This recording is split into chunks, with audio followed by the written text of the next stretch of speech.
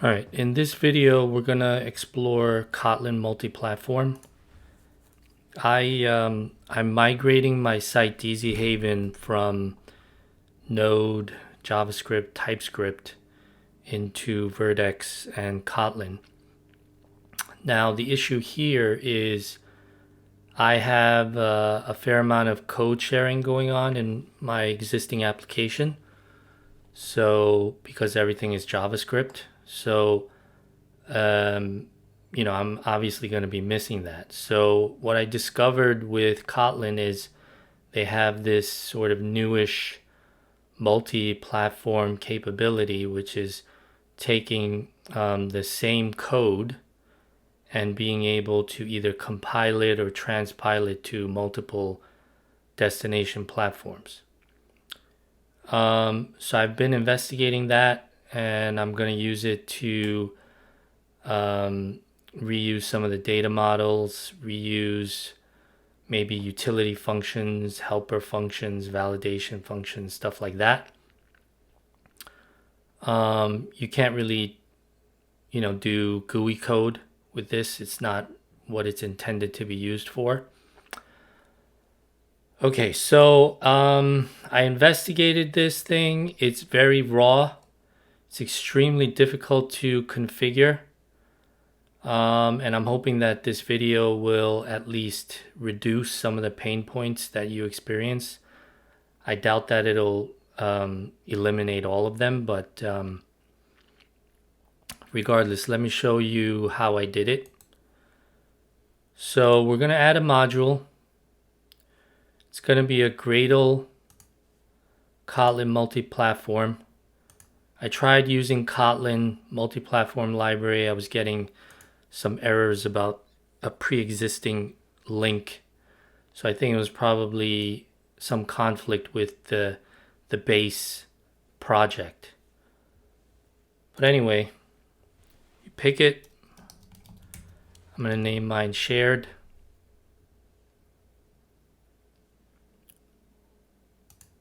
So here it is. And this is the Gradle file. So there's a lot of things that it didn't exist in the documentation as far as I could find. So one issue was, let me make the change and show you why I updated this to the latest version. But basically, if you are in a prior version, it's possible that some of the config values don't exist there. And that's why you need to upgrade to a later version. You also need to get rid of this. I believe that's what this error is about. And in here, you have to put in your targets. So I'm going to be doing that and the browser, in the browser, and then JVM for Kotlin.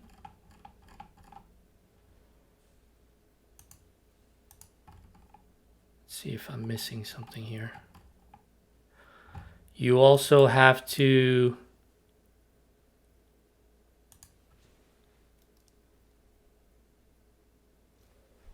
I think it might have already put it in for me, but if it doesn't, you have to include shared into the settings.gradle file.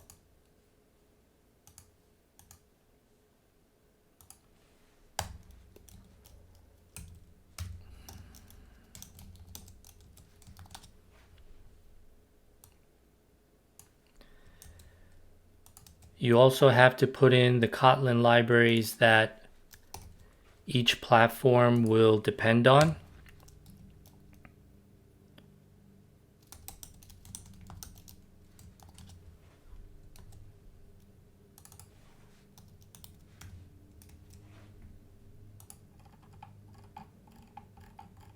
So that's another thing that you have to do. In addition to all of this, you have to follow certain directory structure.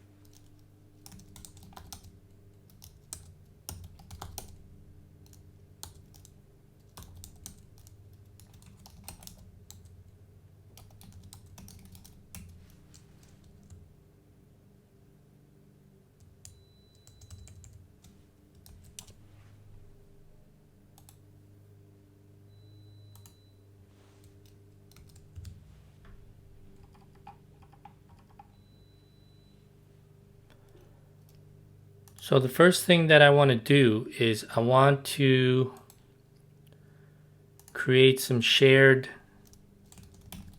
data models.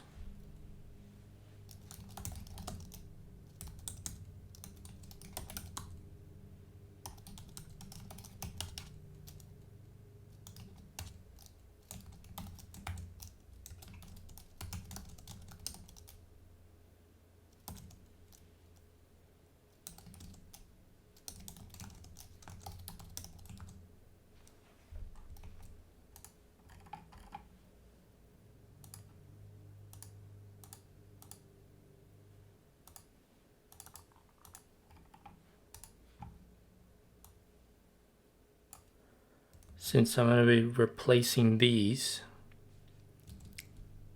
let's just do that.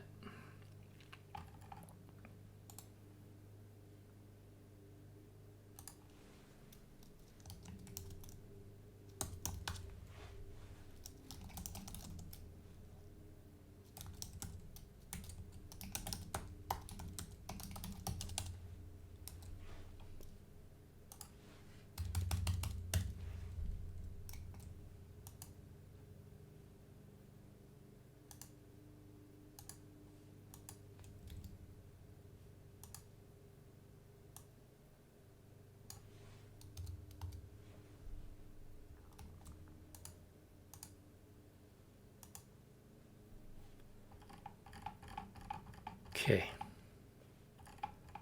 So the other thing that I have to do is I have to make the base project aware of the module that's inside of it, because it's going to be referencing it.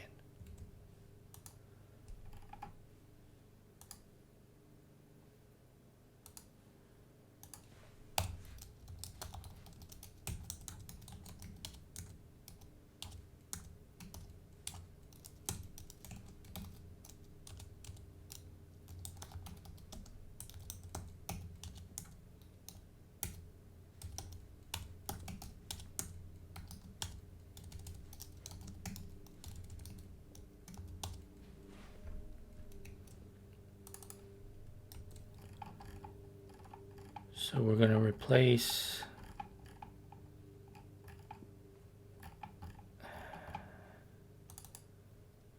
the user entity.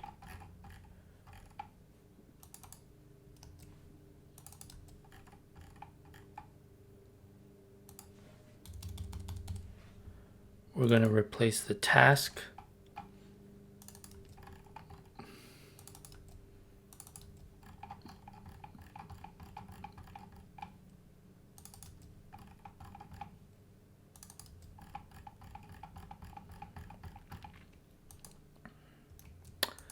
Okay, so obviously we're using everything from our shared module, and we're also going to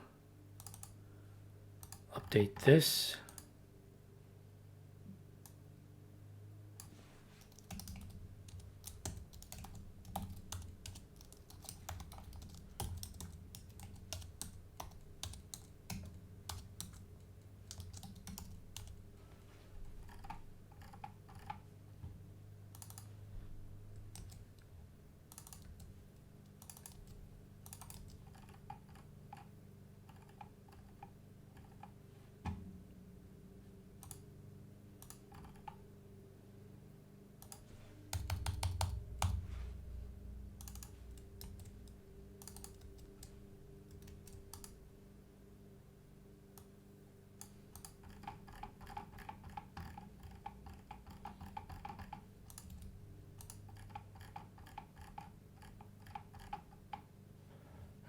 So we got everything.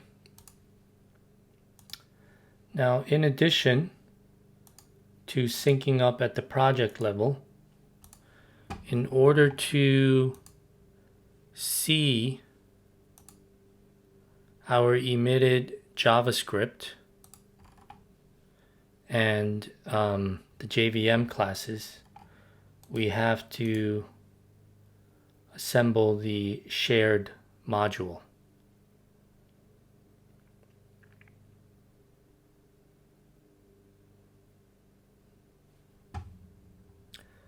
So then if we do that,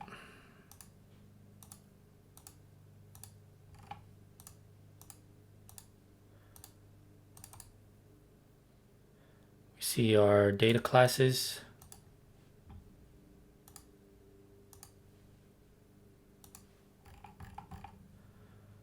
We should also be able to see the JavaScript version.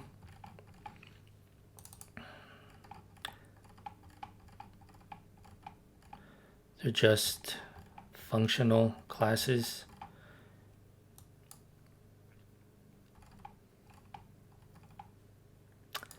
I really am annoyed by this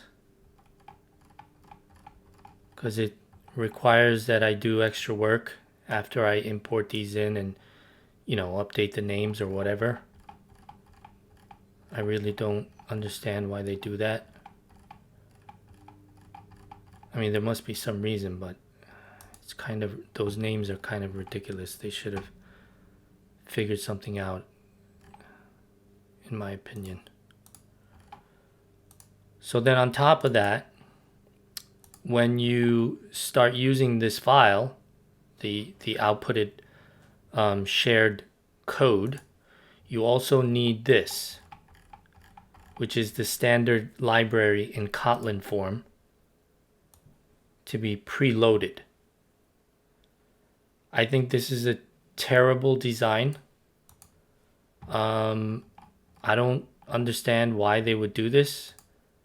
Obviously, if you've been doing JavaScript for any length of time, you would never force to install something this gigantic just to run whatever it is, a handful of calls.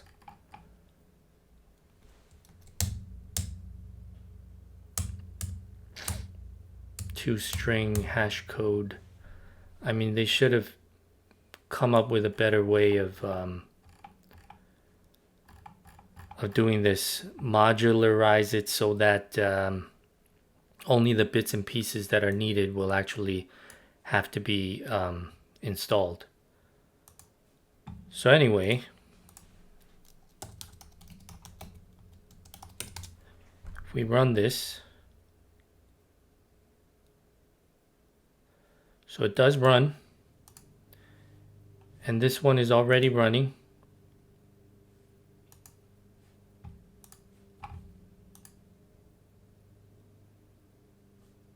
I think it's because I have a different, a non-existent ID. Yep. So it's still running. It's still picking up from GraphQL our data. So now what I'm going to do is, so we know that our Kotlin code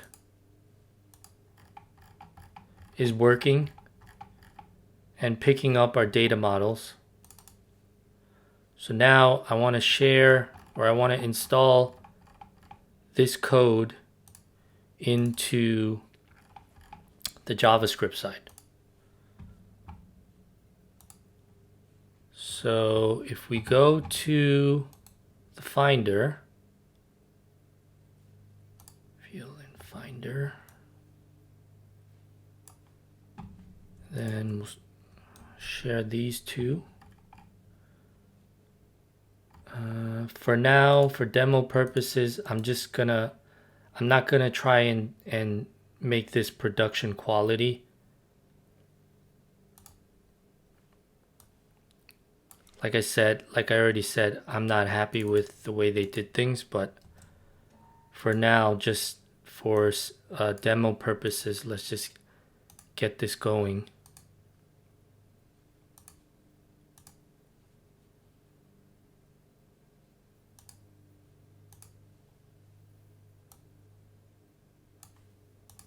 So like I said, we need this file.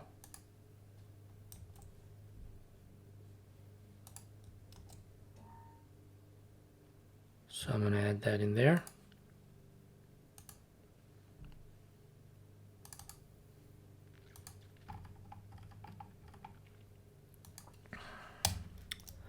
So in production, you're going to have to come up with some sort of automation script that takes these dependencies and basically ES6 modularizes them or converts them into NPM packages or whatever, because clearly this is ridiculous. But just to prove that this does work, I'm going to show it to you running. Now in this case, what I'm doing is I'm creating a global namespace called DZ Haven, and I'm going to put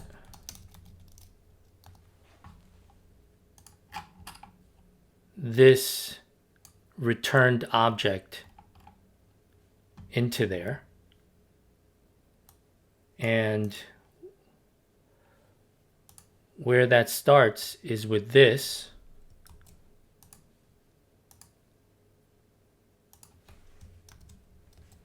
So this is the name of the property.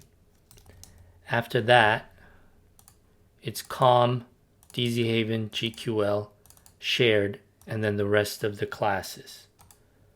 So com, DZ Haven, GQL, shared.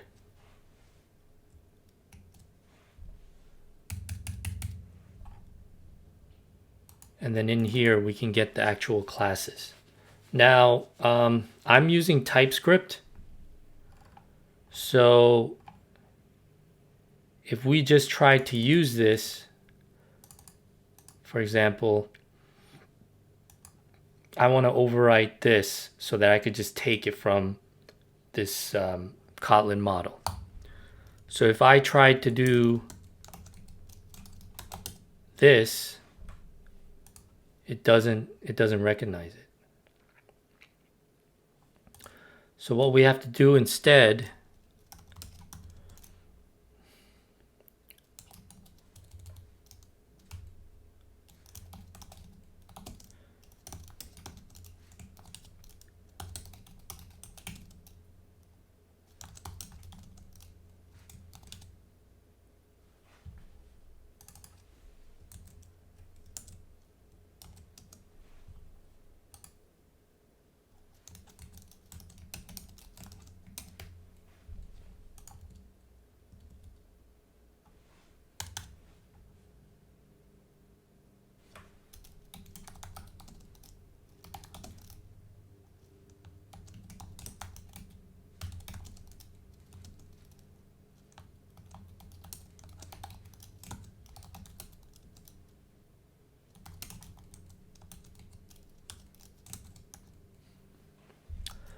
So this is what we have to do.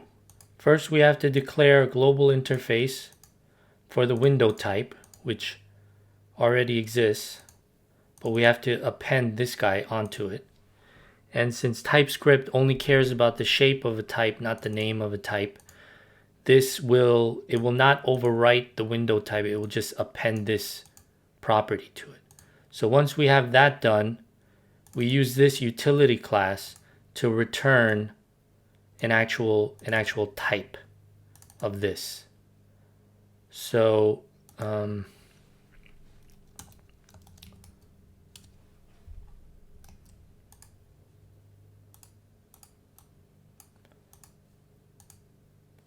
then now we have this guy right here is a type of this.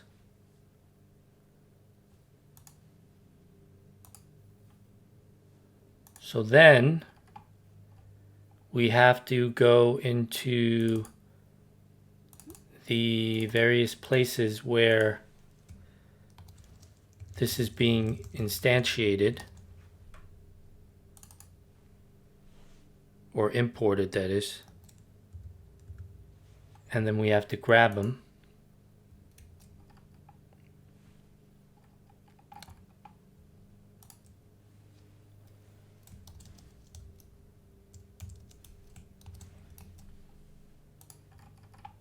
So that was successful.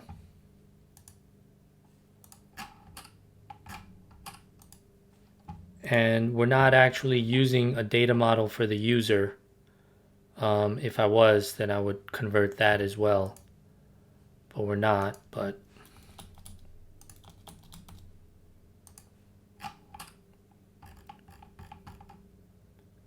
six five four. Okay, so that works.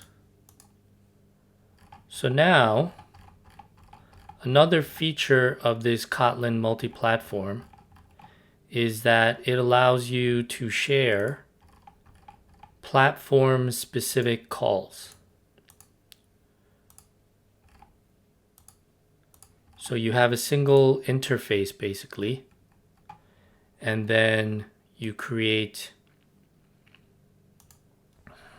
an implementation that is specific to that interface, which is called expect. So if we were going to do a print, just as an example, function, the problem is in JavaScript,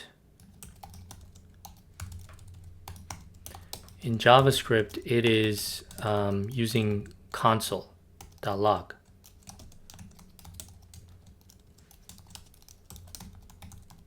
So Kotlin is aware of that, and it gives you, the code specific to that platform.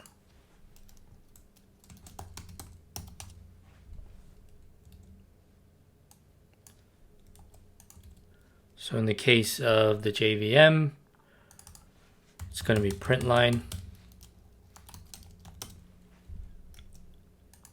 I'm sure iOS has its own thing as well. So where are we?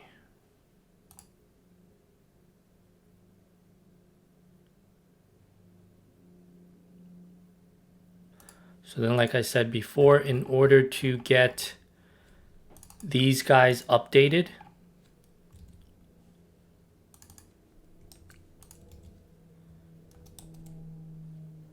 you need to run this.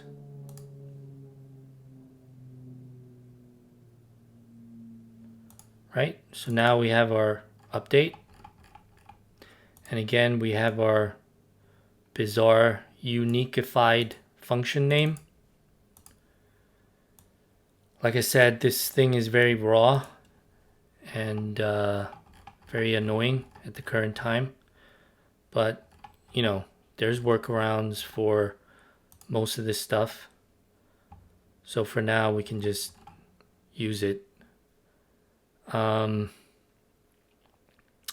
show you real quick how to get rid of this, or at least one way of getting rid of this. So then if we were to, I'm already using print line here.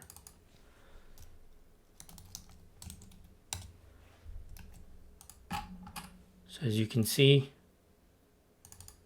it's already added the library, or the function from the common library. So let's see if this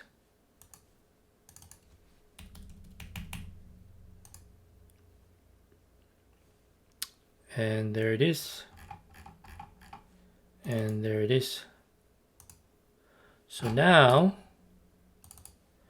we have to update our script, and the Kotlin.js file did not get updated, only this guy got updated. So I'm just gonna update that, and just to have a more simple example, just use it here.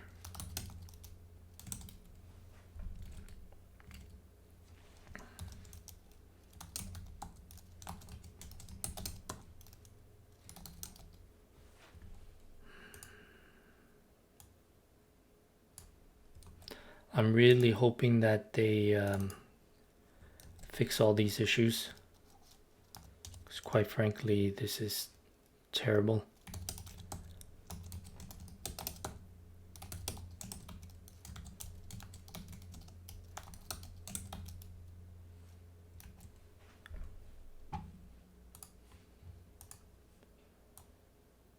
There it is. So again, not the greatest developer experience. I would definitely have to say that. They really need to modularize this file. Get rid of these funky names. I'm sure there's a reason for it, but this is not, I mean, who's going to use this? So, and then even if they do all of that stuff, this is an immediately executing function definition. So we would have to have some sort of script or some secondary process that takes the results of this and either puts it in an npm package so I don't have to do stuff like this, or at least puts it in an ES6 module so we could just, you know, put it into our source somewhere and just import it like we would anything else. And then once they do that, it's actually, you know, pretty useful. I mean, right now I'm not doing much because this is just a sample app, but obviously if I have whatever it is, a dozen classes, data classes, and 30 or so different utility functions, including validation functions, and some of them I won't even have to do the platform specific stuff because they might be just like, you know, string length or 2 uppercase or whatever, or something to that effect. And having something like this, a single code base across 2, 3, 4 different platforms, is definitely useful. So that's it. Thanks.